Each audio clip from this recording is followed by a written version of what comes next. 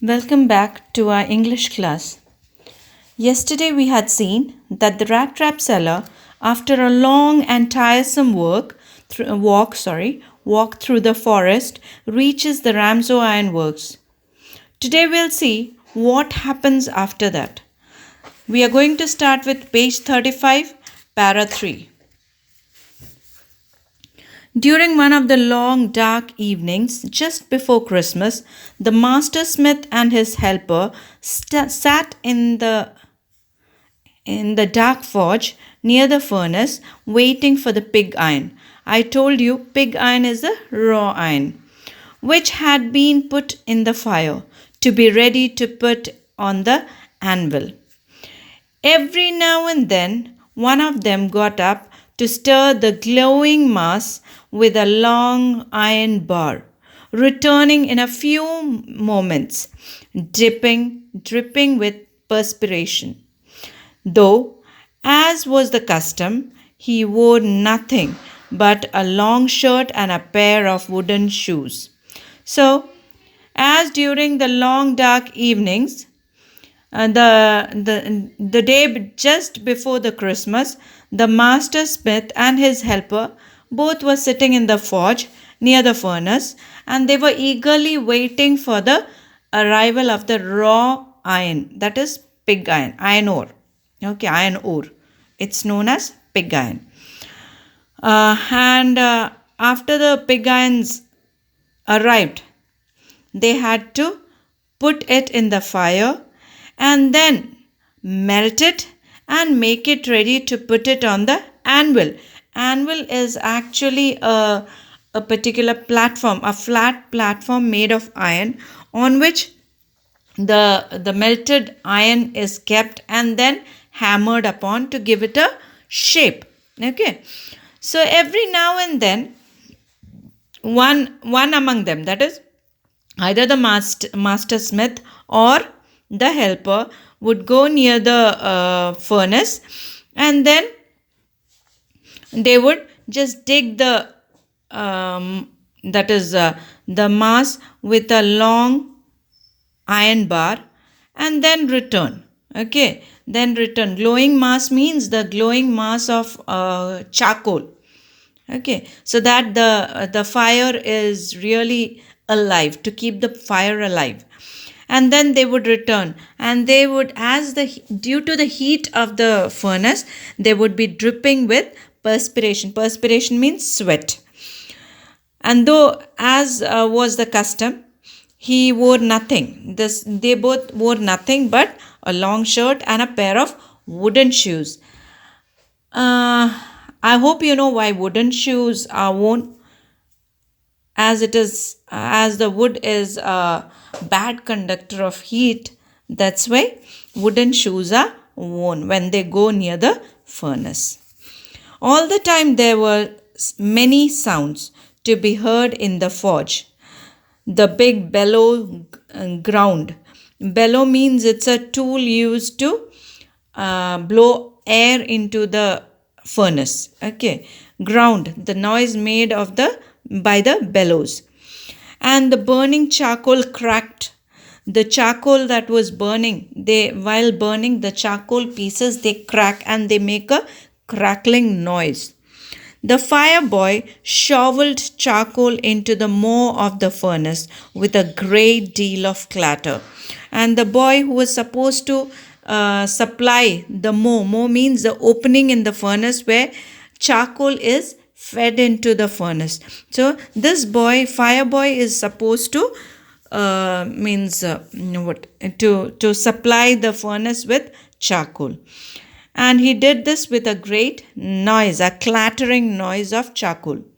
Outside rode the waterfall. There was rain outside, okay, heavy rain, and that sound could be heard. A sharp north wind whipped the rain against the brick tiled roof. So outside you could hear the north wind whipping. Whipping means dashing against dashing means it's just pushing the rain to dash against the brick tiled roof. And all these noises could be heard continuously in the forge. It was probably on account of all this noise that the blacksmith did not notice that a man had opened the gate and entered the forge until he stood close up to the furnace. So, who is this man? Can anyone just predict? This is our protagonist, the rat trap seller. Okay, so maybe because of all these noises, the noises of the crackling of the charcoal, then the groaning of the bellows, then the noise of the water, the raindrops striking against the brick tiled roof, all these noises, because of all these noises, maybe the blacksmith did not notice that this rat trap seller had opened the gate and had entered the forge. He was standing inside the forge until he was standing very close to the furnace. That is when the blacksmith and his apprentice or the assistant actually saw this rat trap seller. Surely it was nothing unusual for a poor vagabonds without any better shelter for a night to be attracted to the forge by a glow of light which escaped through the sooty panes and to come in to warm themselves in front of the fire. So, for a vagabond, for poor vagabonds like this rat trap seller, there was nothing so unusual to be attracted by the glowing light coming from the furnace and the heat generated by the furnace. And these vagabonds, as we have talked about vagabonds earlier, vagabonds are people who, yes, the vagabonds are people who do not have a permanent home for themselves. So, for these vagabonds, it's something very attractive to see a glowing light of the furnace as well as the warmth of it, which came out through the sooty, that is the dust covered window panes, and to come in to warm themselves in front of the furnace. So it was like a welcoming ambience that was there inside the forge that attracted the attention of the vagabonds like the rat trap seller. This was not all. He was tired. He was hungry. He just wanted to take rest, warm himself up. Okay, so the forge was the best place. The blacksmiths glanced only casually and indifferently at the intruder. Intruder? A person who enters into your house or your place without your permission. So, who is the intruder out here? He is the, yes, rat trap seller. So the blacksmiths, that is the master smith as well as his assistant, they just casually glanced. They did not even look at him. They just gave him a glance, and that too indifferently, because actually this person was not that well dressed. He was in rags, he was dirty, he had that long beard and that rat traps around his neck. So, all these things actually made him look weird. So, they looked at him in an indifferent manner. He looked the way people of his type usually did. So, the rat trap seller looked the same way as the people of his type looked. His type means the beggars, the thieves, these people, the way they look. This rat trap seller also looked in the same way. How did he look? With a long beard, dirty, ragged, and with a bunch of rat traps dangling on his chest. So he had a particular bunch of rat traps that were just dangling on his chest. So all these things made him look weird, and that is why the blacksmiths, they gave him an indifferent glance. He asked permission to stay, and the master blacksmith nodded a haughty consent. What do you mean by haughty consent?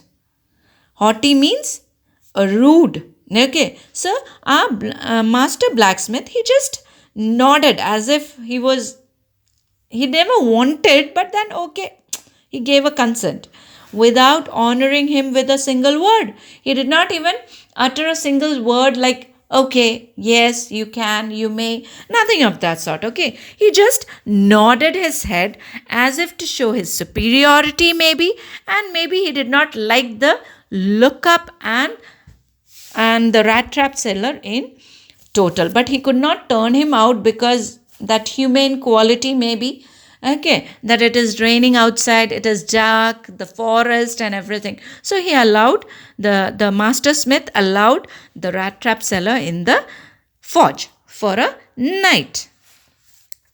The tramp did not say anything. Tramp? Who is this tramp?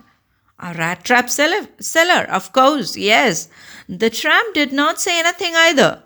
He had not come there to talk, but only to warm himself and sleep. So, this particular rat trap seller was not there to just enjoy or have a talk or have a conversation with the blacksmith and his assistant, but he was there with only one intention. He wanted to warm himself up and to have a better sleep for the night, and that he could very comfortably get in this forge, and he was ready for all those things.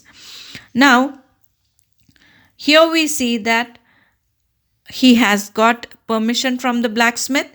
He is ready to sleep. He has got a space near the furnace, and he just places his ragged battered hat.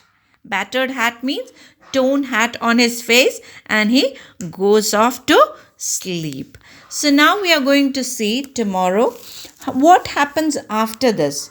Okay, today we'll stop here with this rat trap seller taking a rest near the furnace, and now tomorrow we'll continue with the rest of the portion. Okay, children, please see that you are going through the lesson as we are going on in this particular audio. Please go through the lesson. Any doubts, we may clear it out later. Okay, be safe, be in your house. Thank you.